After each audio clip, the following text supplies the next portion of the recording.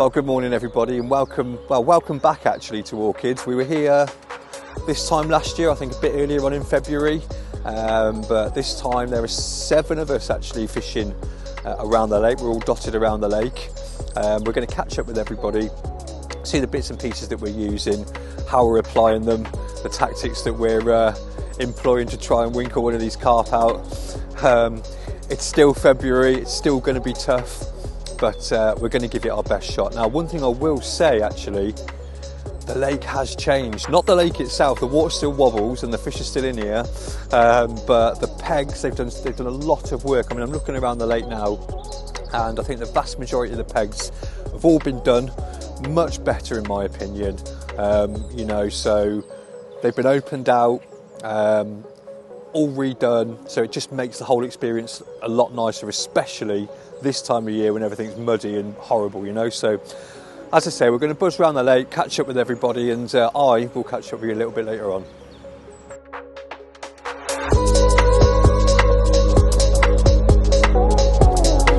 Well, the only thing I've got to report is probably about 8:30 now,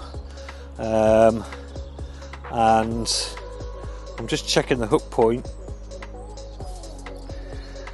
So about 4 o'clock this morning, I had a single bleep. I've got one rod fishing locked up into the snags, which is basically on the point here.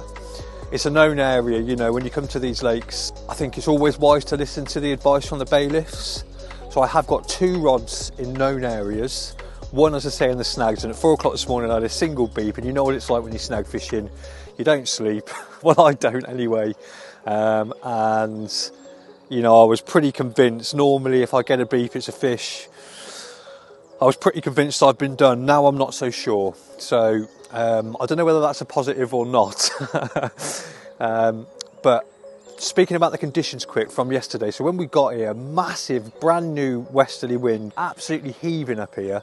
The only fish that have come out the lake so far have been right down the opposite end of the bank, almost on the back of the wind, and the lad down there I know has had 4 fish, which just goes to show sometimes you've got to throw away the rule book, and I think that guy just slotted into a swim that was free, so you know, it's very interesting actually. I've got one on a spot that I found myself, which is 15.5 wraps in a lovely sort of glassy silt area, which I do tend to look for this time of year over gravel, and my left hand rod is on a known feature again, which is a hump out there at about 12 wraps. So I'm going to press repeat today, get some more bait out there. I'm not going to change anything.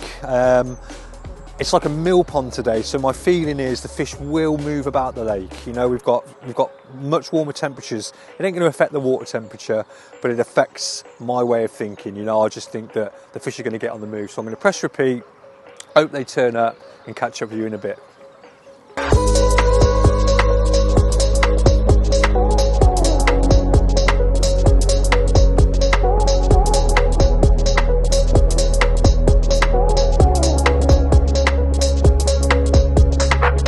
Right, I am down in No Man's Swim on Orchid Lakes. Yeah, things have been pretty quiet for the last 24 hours or so. When we arrived yesterday, the weather has been absolutely horrendous, 50, 60 mile an hour winds and a lot of rain. So it wasn't the best of conditions, but things have changed now. Sun's out a little bit. We've had a few liners, a few bubbles. I've just had a weird take as well, so it definitely shows that there's fish in the area. Things are looking really, really positive. So yeah, really, really hoping for the best. I'm going to show you the rigs that I'm using. I've got the Tarantula coated hook link in 25 pound. And the reason why I'm using the Tarantula hook link is because I'm fishing tight to those snags on the other side of the lake. And with all the branches and twigs that have fallen off over the winter, they've all rotted down and gone jet black now, so the Tarantula just blends in absolutely perfect with what's going on there. The tubing is the substrate tubing for the lead clip setup. Really favouring that right now because the tungsten tubing's got a good amount of weight in it, keeps everything pinned down and bends and contours over whatever it lays on the bottom, so it's really, really, really good stuff. And recently as well, I've changed over to the J Precision wide gape hooks. Reason why I've done that is because I was on the Kamakuras, and although they are really good hooks, pinpoint sharp, they're just a little bit too fragile for my type of fishing. So someone put me in the direction of the J Precisions, and they've done me well already. I've already picked up a couple of fish on them, so I'm super happy with them. And I've actually found a replacement for the Kamakuras now. Yeah, all rigs are fished on the deck on my Ronnie setups, and they're easy to change to pop-ups with just a little bit of tungsten putty, just to help pop that off the bottom if the situation changes and I need to lift it off the substrate.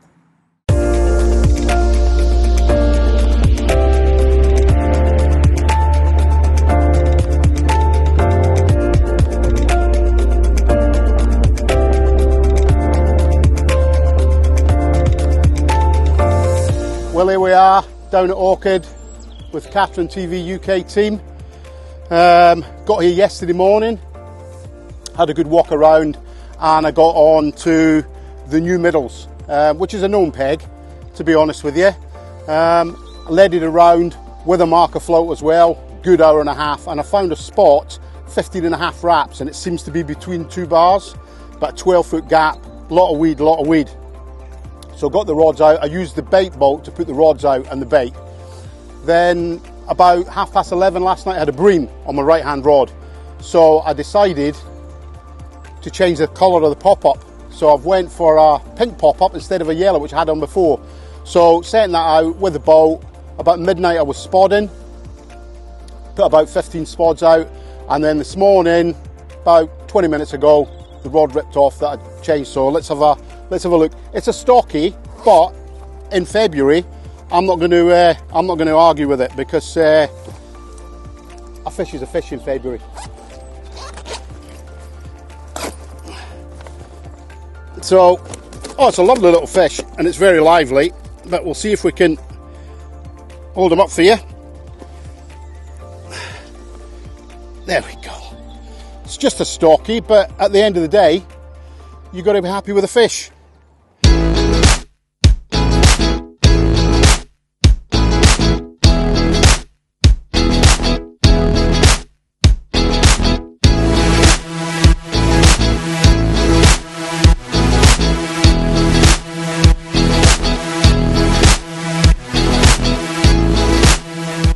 So I'm at Orchid Lakes with the Katran team. I'm in the island dugout swim. The reason I've chosen this swim is I've got an island directly in front of me. It's about 40 yards, so it's easily to get to and easily to bait. So I've got a little bit of open water to my right, but I've also got a really nice overhang which I'm fishing to, and I'm also fishing to two of the spots, one in front of a pine tree and one in front, well, basically in the middle of the island. I'm hoping the fish will come round and intercept the bait. The rig I've decided to use, now this might surprise you, it's not a stiff hinge as everybody would use, although I have thought about a choddy, but I'm using a braid rig, and the braid I'm using is the Magus braid, that's if I pronounce that correctly. The reason I've used this particular braid, although it's soft, it's got an element of stiffness in. Don't know if you can see that. This will help prevent tangles on the cast, very important. Also, the feel of this braid, you can feel the fibres interwinding. So it's 2 long fibres, so it's extra strong and it's very abrasion resistant. This is the actual braided rig I've put together. So it's not a multi-rig. It might look like one, but it's not. What I've done is basically a knotless knot, but created a small D at the same time, and I've put the tag end back through the eye, and I've just trapped that little D as it is, like so. So it's not a multi-rig. I've got a hook swivel on there. It's a size 5 JP curve hook and a little kicker. So it's not shrink tube, it's just a little kicker. And a little weight, to balance hook bait because it's a pop-up. Now, I've also put a very small blob of putty in the middle of the hook link. This is not to sink it. This is to prevent looping. The braid itself will sink nicely on its own, but what you don't want is that. So we call this looping. You probably know it anyway, but that little bit of putty will stop that happening. So it's not to sink the braid, it's to prevent looping. And at the end, figure of 8 knot, and your little anti-tangle sleeve. You need to use a very buoyant pop-up for this, and you can see from my little test there, just how I don't do it across the back of my hand or in the palm. I just put my finger down the back of the shank and see if it will turn and flip, and it does very well.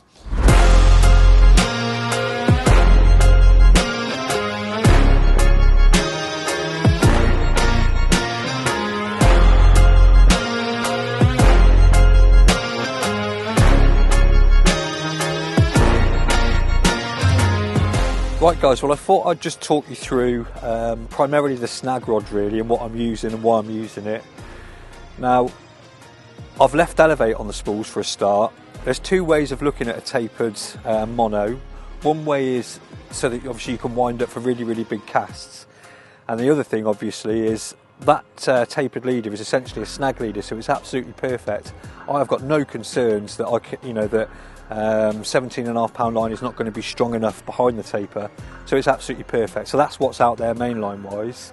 Rig wise, you're going to get bored of hearing this, but it's a rig that I use a lot because I've caught so many fish on it, and it's the revolver rig, but it's very much stepped up. So it is 030 Phantom and combed onto 25-pound enduro. Okay, so really, really strong. I've crimped the ends, so I know that if I hook something, I can hook and hold, and there's going to be no problem.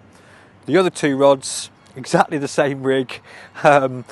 You can fish these with a wafter or a popper. You know, they're very, very aggressive either way. So exactly the same rigs, and as I said to you earlier, just fishing out on known spots. So my banker rods, I think, is that snag rod. If they get up here, they're going to get into that area, so that's what I'm paying the most attention to. But we'll see how it all pans out. I'll keep you posted.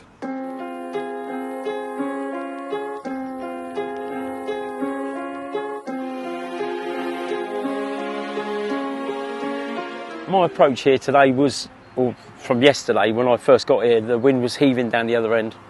There was quite a few anglers down the other end, and I thought there was not much space for me to get into, so I chose to come into a quiet corner here with the one chap just not so close to me, and I went in straight away with the helicopter rig approach on all three lines, and then through the night things started playing in my mind, so I switched to a PVA bag, inline PVA bag, and a very short hook link so I can present the bait, and if I do get a mouth from the carp, the chances are I'm going to get a set hook very quickly and a possibility of a take. But I decreased the size of the hook baits to the Medusa rig, so I was sort of a 12 mil boilie down to a few magnets on top of the Medusa rig, so it literally is just hovering bottom or hovering over the PVA bag of pellet that's sat there.